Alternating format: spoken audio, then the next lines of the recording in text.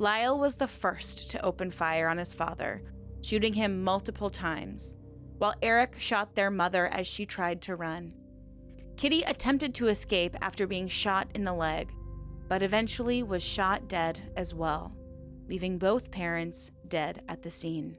The killings were brutal and merciless. Immediately afterward, they showered, changed clothes, and disposed of the weapons in the Mulholland Canyon.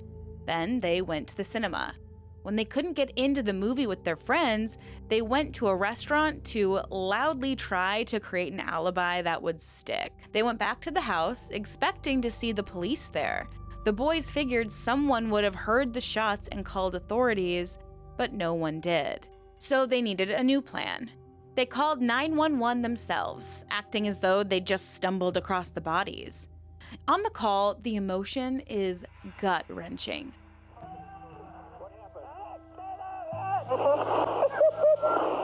Lyle sobs to the operator that somebody killed his parents. What's the problem? What's the problem?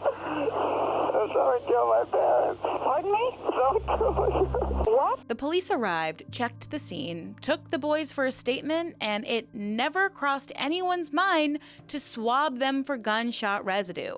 This was a key flaw that could have made the case.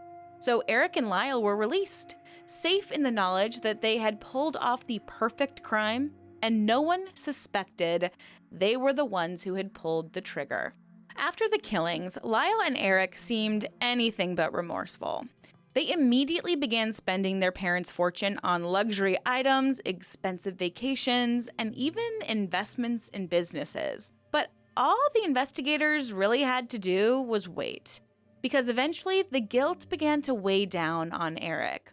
He confided in his psychologist, Dr. Jerome Oziel. Fearing for his safety, Dr. Oziel secretly recorded Eric's confession, which would later become a critical piece of evidence in the case. This revelation led the police to arrest both boys in March 1990 after raiding Oziel's home in search of the tapes.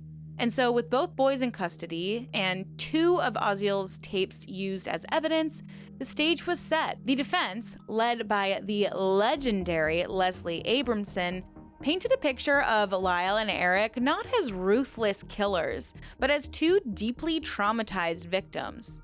Lyle took the stand and testified that the abuse started when he was just a little boy and went on for years.